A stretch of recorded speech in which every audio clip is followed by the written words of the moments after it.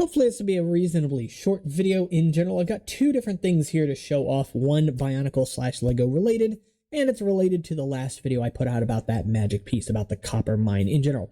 The other thing here, though, is not something I usually cover on the channel, but it is a plant that I ended up picking up today. I ended up grabbing something for myself and for my mom as well, as both of us like plants. I got her something to kind of bring an air of spring into the house, you know, as we are tending to get quite a bit warmer here in the last day of February. But on top of that, yeah, so without further ado, let's just go ahead and get right on into it. The first thing I wanted to showcase here is the bat build from that copper mine set that I designed. This is a very small rahi, as you can see here, and it is designed to essentially fit my little miniature masks on them. Obviously, I don't have any printed right now with the working stud on it, but that's okay. Essentially, though, this would go on the back right here in whatever color I make. One of the versions that I designed is dark orange, and all of the pieces exist except for these short panels here in the dark orange color, which I'm just waiting for Lego to make them so I can have one of these guys built in the full color that I intended. But yeah, I really, really love the design of this build here, and as you may have heard if you watched that video, this actually does have a function regards to the wheel here, where when the wheel actually turns, the wings flap just a little tiny bit there, but I think it works out best overall. And you can see that it's actually driven with a 2x2 round plate inside there. Essentially, when those studs move up, they actually hit these little axle bits here, and that just flaps the wings. It's simple enough to understand, but it works out really well. And the design of this piece, using this sort of like third wheel here / guide, is designed to fit this CCBS shell piece directly in here, so it can actually be pulled along on the tracks alongside this little minecart right here. This is a perfect fit for this piece as well, so I'm just super happy with this build. And although I did design this for Bionicle, it can be used anywhere in Lego City, Lego wherever, right? It is designed to fit minifigures inside, so it has 2 spaces to seat them, but you could put whatever you want in here. In fact, I do. One of the pods that I designed for Earth actually has another one of these in it.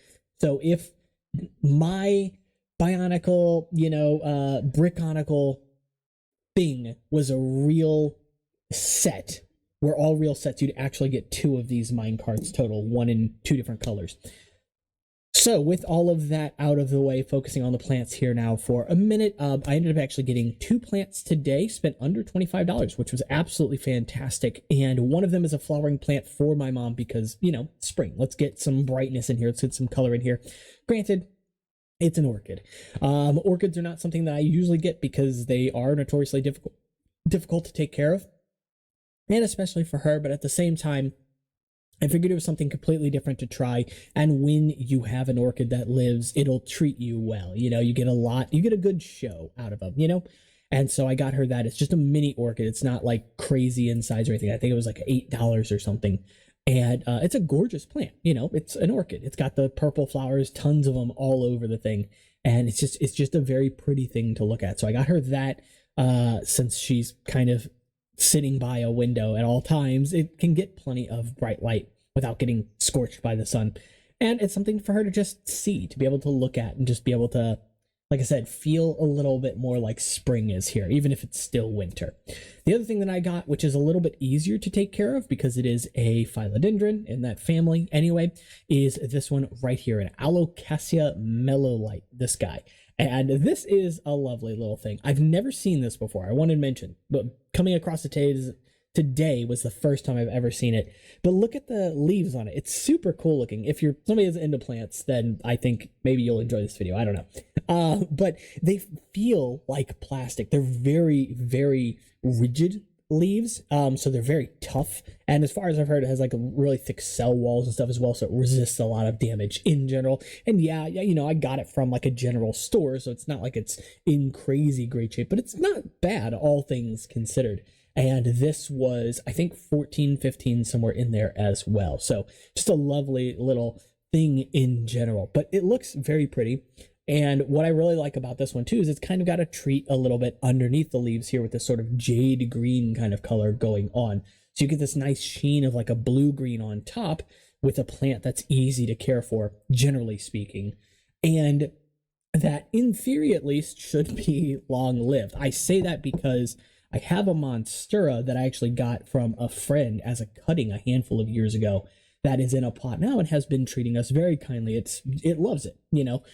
These types of plants are notorious for being generally, with a handful of exceptions of course, easy to care for, right? Oftentimes you forget about them, you're like, oh man, I didn't think to water. They don't care for the most part, right? Monsteras, that's especially true. This one maybe will be a little bit more temperamental, but honestly, I don't know. And at the end of the day, this is a type of elephant deer, which are also typically pretty easy to take care of. You get them for the foliage for the most part as well. So I have no idea what like the flower or anything on this is going to look like, but it's going to look like one of the other philodendrons. It's going to look like other elephant ears. So let me go ahead and show you some of those if you're not familiar with what those look like. The ones I'm going to show you, these, in fact, are native to where I live here in Missouri. This one here is an Jack in the Pulpit. Don't know why I almost said elephant ear. And this is just a variety of it. Sometimes they have these really dark flowers, as you can see here. And typically that top, that hood, actually will face over top of the little spadix part on the inside. Ignore that if you don't know what any of that stuff means. Someone has obviously flip this open to take this picture, but they're gorgeous. They hide that color on the inside, but sometimes they're just green, and that's perfectly fine too. They're a very pretty plant in general, and typically have these leaves with 3, leaflets on them. So a really interesting one. I do find this one out in nature quite a bit, though none of them really near me per se. However, one that I do find quite often near me is an even more interesting one, potentially. This one right here called a green dragon. Now this one, obviously the flower is not as showy, being just green, but look at the leaves on it. That's the thing that's really interesting about this one. And it's just one leaf. That is technically one leaf, botanically speaking, but it sort of does this little like spiral thing where all of these leaflets will... It's a cool looking thing. That's all I can say. So in theory, we have one outside of the tree, literally in our front yard.